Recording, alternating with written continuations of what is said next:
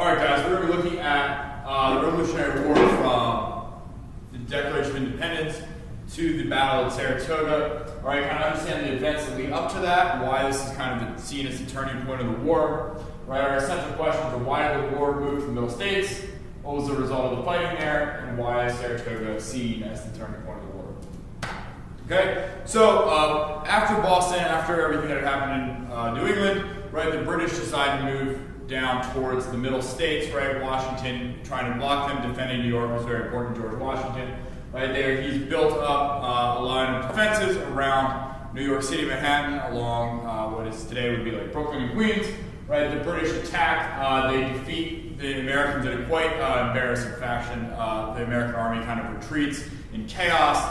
There's troops running everywhere. Washington looks like a really bad general. The British march into New York City, one of the biggest cities in the colonies. Washington's army practically dissolves. He had 23,000 men defending New York when he's finally pushed out of New Jersey, across the Delaware River into Pennsylvania. He only has 8,000 men. Okay, so come winter time, 1776, Washington has been forced out of New York, out of New Jersey. He's in Pennsylvania. And his army is not looking good, right? Almost half of it is completely evaporated, deserted, went away, right? And he's going to use a strategy of the Battle of Trenton and a surprise attack on British Hessian troops, which were German mercenaries fighting for the British. George Washington here, you can see in this famous image of Washington crossing the Delaware, crosses the Delaware River, in the middle of winter, right? There's ice, there's snow. His army swoops around, attacks the Hessian forces at Trenton, annihilates them, takes them all prisoner, wins the battle. It's a huge success. A few days later, he engages the British forces at Princeton, right? Again, a major victory for the American armies, right? Embarrasses the British. The British thought they would be able to easily defeat the Americans. Most of Washington's army re-enlists, which is very important for Washington and the American cause, because if they had won Trenton at the end of the year, the army would have all been would have been free, would have been able to go without any punishment, right? So you have these two battles, Trenton and Princeton, end up being very important for the American cause because they give the Americans some moral victories and some confidence going into the war, which is going to allow the army to stay together, allow Washington to stay in command, and to keep the war going on. Okay.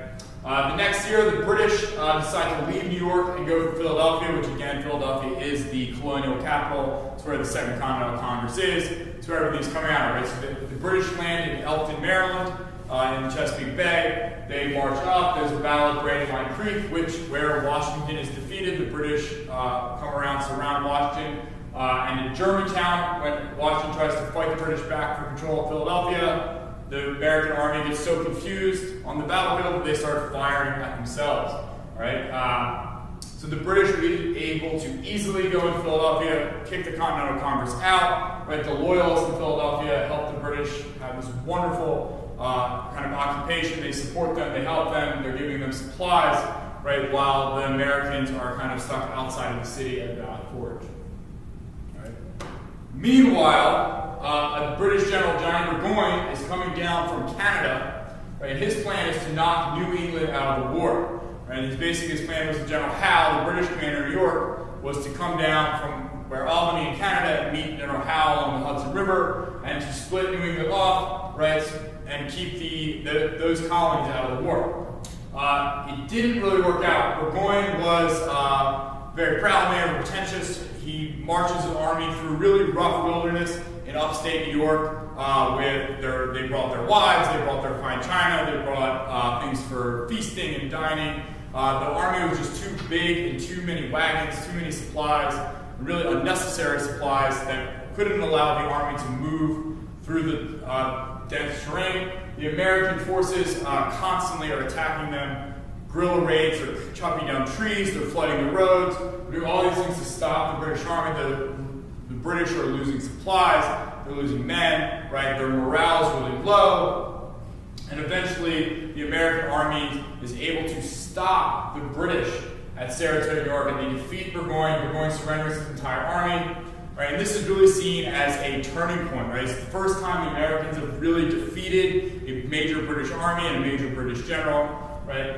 And it also is going to be the assurance that the French need to really fully embrace and recognize the American nation. So after Saratoga, the French decide that the American cause is worth it, and that they are going to enter a full alliance with the Americans against the British. Okay. The last thing we're talking about here is the winter at Valley Forge. Right? So after Washington was defeated outside Philadelphia, the American army is stuck in Valley Forge, which is right outside Philly. They have a very, very tough winter. The French alliance made the Continental Congress sound very excited, very happy. They were ready, they were going to get all these French supplies, French weapons, but again, France is in Europe, but it takes months and months and months to get anything from Europe to America. So the American Continental Congress barely supplied Washington's army. So during the winter of 1777, you have the American army stuck at Valley Forge, freezing, undersupplied, they're eating almost nothing. You know, they are no supplies, no weapons, right?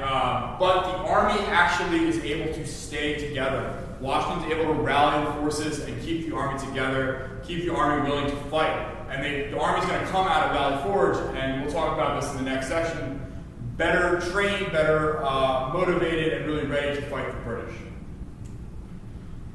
All right, civilians during the Revolutionary War. It was a tough on American civilians because the war was being fought or kind of in the major population center. It wasn't fought on the frontiers. It wasn't fought far away, right? It was throughout the colonies, near population centers. The economy was really ruined, right? The inflation was rampant. Inflation is the value of money going down, right? So things were becoming much more expensive, right? Because they were being used through paper money, which wasn't really trusted at the time, and because of the amount of supplies that were being gobbled up by the armies, right? So things were doubling, tripling, quadrupling in price. People couldn't buy the food, the goods that they needed. You also have profiteering, which would be a company selling goods to the government, war goods especially, at exorbitantly high prices just to make a profit, right? Like unfair, taking advantage of the situation by certain civilians. Women would famously help. Women would travel with the armies. They travel with their husbands a lot of times. Women would have to take over their husbands' businesses, jobs, farms, while their husbands are gone fighting. Right. So again, it's pretty much every time in American history where we have a war, women always step up into roles that are traditionally reserved for men. And you see women kind of becoming more equal citizens with men at the time. African Americans in the war kind of picked whatever side they thought was going to be best advantage. Right, British would give slaves freedom if they decided to fight for the British, but many African Americans did fight for the colonial cause and patriot clause, believing that that was the best way to gain equality and freedom. Native Americans generally stayed out of the war, right? But those that did generally fought with the British because they saw the British as a better way to protect their interests, protect their rights, protect what they wanted. Coming out of the war, they didn't really trust the Americans. Again, the Americans are always expanding. They're always pushing the frontier out. Right, they're taking native land, right, and that is going to lead to the natives siding with the British. All right, guys, stay tuned for the next episode, 4.4.